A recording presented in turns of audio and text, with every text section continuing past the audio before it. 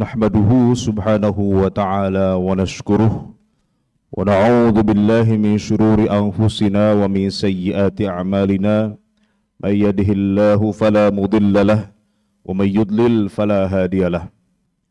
Asyhadu an la ilaha illallah wahdahu la syarika lah wa asyhadu anna Muhammadan abduhu wa rasuluh. Salawatu rabbi wa salamuhu alaihi wa ala alihi wa sahbihi ajma'in wa man tabi'ahum bi ihsanin ila yaumiddin. Usikum ibadallah wa nafsi al-muqassirata awwalan bitaqwallahi azza wa jal fahiya wasiyatullahi lil awwalina wal akhirin. Wa laqad wassayna alladhina utul kitaba min qablikum wa iyyakum an ittaqullah. Ma'asyiral muslimin rahimakumullah. Di awal kesempatan khutbah kali ini khatib senantiasa berpesan dan berwasiat khususnya untuk diri pribadi dan kepada seluruh jamaah untuk sama-sama kita meningkatkan keimanan dan ketakwaan kita kepada Allah Subhanahu wa taala. Kita berharap dengan ketakwaan kita mudah-mudahan Allah senantiasa memberikan jalan keluar atas segala permasalahan hidup kita. Dan Allah senantiasa memberikan kita rezeki bahkan dari jalan yang tidak kita sangka-sangka. Wa may yattaqillaha yaj'al lahu makhraja wa yarzuqhu min haitsu la yahtasib. Dan kita berharap mudah-mudahan ketakwaan kita menjadi bekal terbaik kita untuk menyongsong hari abadi kelak di akhirat. Wa tazawwadu fa inna khairaz zadi taqwa. Jemaah sidang Jumat yang dirahmati oleh Allah Subhanahu wa taala, seruan untuk kembali kepada Al-Qur'an dan Sunnah adalah seruan yang agung. Tidak ada seorang pun muslim yang meragukan bahwa keduanya adalah sumber utama hukum Islam. Tetapi masalahnya seringkali seruan ini difahami secara sederhana, seolah-olah setiap orang bisa langsung membuka mushaf, membaca terjemahnya, lalu menetapkan hukum dari situ. Atau membuka kitab hadis, membaca artinya, lalu merasa sudah cukup untuk bisa berfatwa. Padahal para ulama telah mengingatkan bahwa memahami Al-Quran dan Sunnah membutuhkan perangkat ilmu yang dalam. Karena Al-Quran bukan sekedar kumpulan kata-kata, melainkan kalamullah yang penuh dengan makna, ibrah, isyarat, dan hukum yang kadang tersembunyi. Hadis Nabi bukan sekedar ucapan yang bisa sekedar dibaca ala kadarnya, melainkan butuh penelitian sanad, konteks, dan pemahaman yang benar. Ma'asyiral muslimin rahimakumullah. Ulama sejak dulu mempelajari berbagai cabang ilmu agar bisa memahami dalil dengan benar. Ada ilmu nahwu untuk mengetahui struktur kalimat, ilmu saraf untuk mengenali perubahan kata, ilmu balaghah untuk memahami gaya bahasa. Ada juga ilmu usul fikih yang mengajarkan bagaimana menarik hukum dari nas, membedakan mana yang umum, mana yang khusus, mana yang mutlak, mana yang muqayyad, mana yang nasikh, mana yang mansukh, dan lain sebagainya. Sebagai contoh, satu huruf kecil dalam Al-Quran bisa membawa makna hukum yang sangat besar. Allah berfirman dalam surah An-Nisa ayat 34 tentang nusyuz istri. Wallati takhafuna nusyuzahunna fa'idhuhunna wahjuruhunna fil madaji wadribuhun. Perempuan-perempuan yang kamu khawatirkan akan nusyuz, hendaklah kamu beri nasihat kepada mereka, tinggalkanlah mereka di tempat tidur atau pisah ranjang, dan kalau perlu pukullah mereka. Jika kita memahami huruf waw dalam ayat ini sebagai penggabungan, maka seorang istri yang nusyuz langsung harus dinasihati, dipisah ranjang, dan dipukul sekaligus. Tetapi para mufassir menjelaskan bahwa huruf waw di sini bermakna tahapan. Artinya pertama dinasihati. Jika tidak berubah baru pisah ranjang. Dan jika tetap membangkang barulah ada tahapan berikutnya.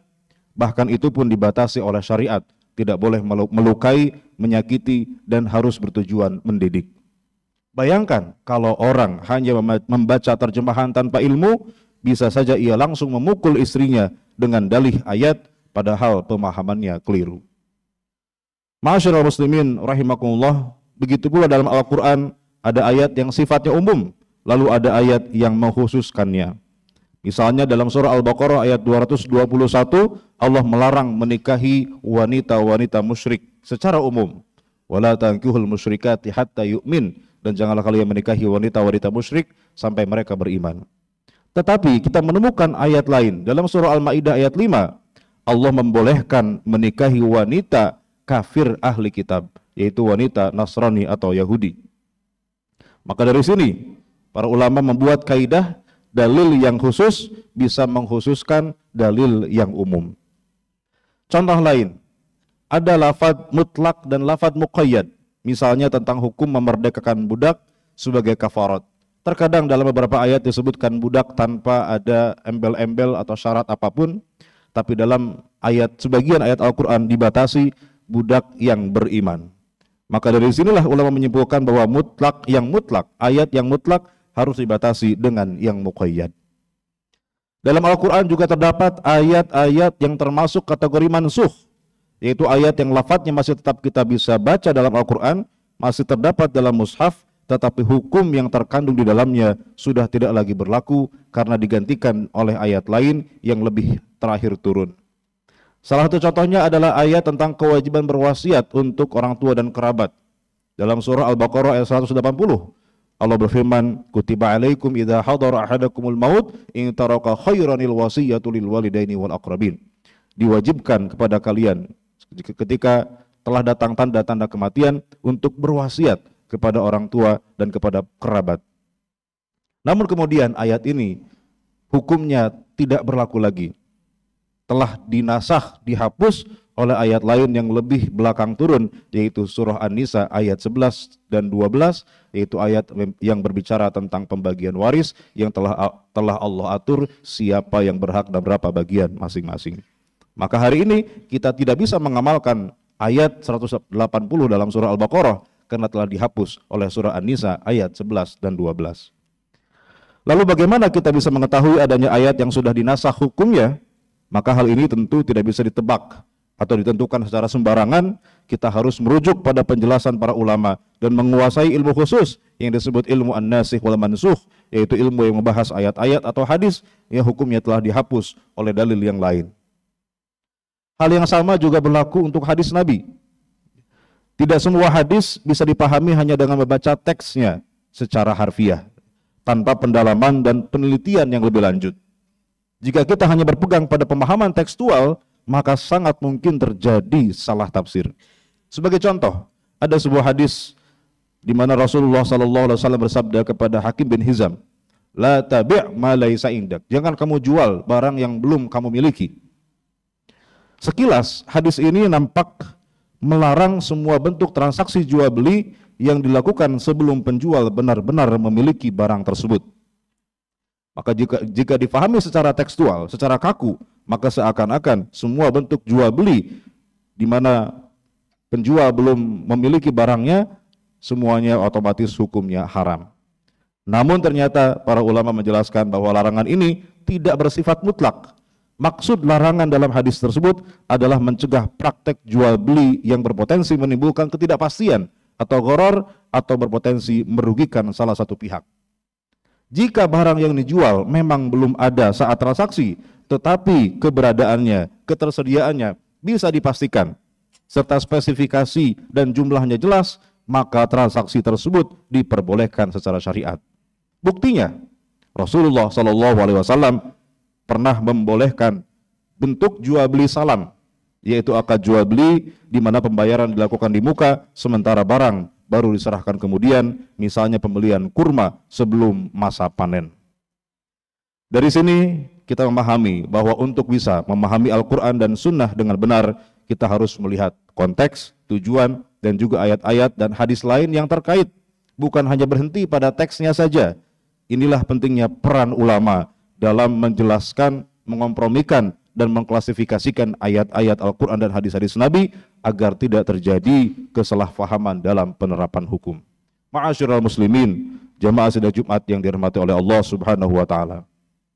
Syariat Islam telah diajarkan Rasulullah SAW kepada para sahabatnya, lalu diwariskan kepada para tabi'in, tabi'ut tabi'in, hingga ulama di sepanjang zaman.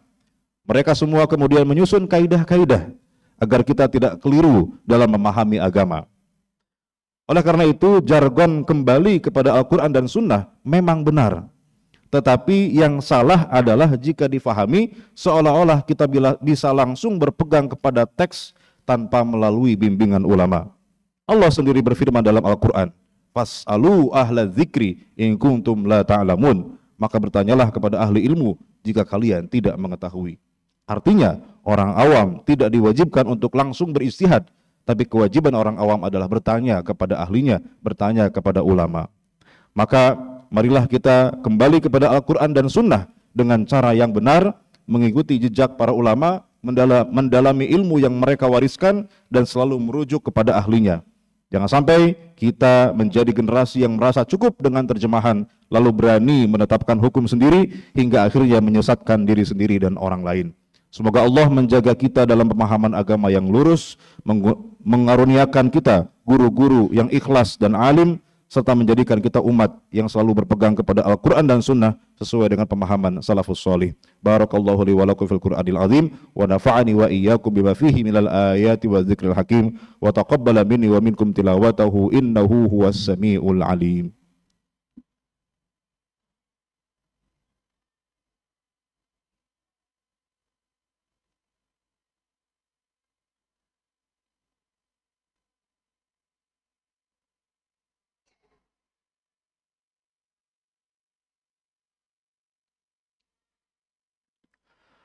Alhamdulillahi ala ihsanih wa syukru lahu ala taufiqihi wa amtinanih wa asyhadu an la ilaha illallah wahdahu la syarikalah wa asyhadu anna Muhammadan abduhu wa rasuluhu la nabiyya ba'dah.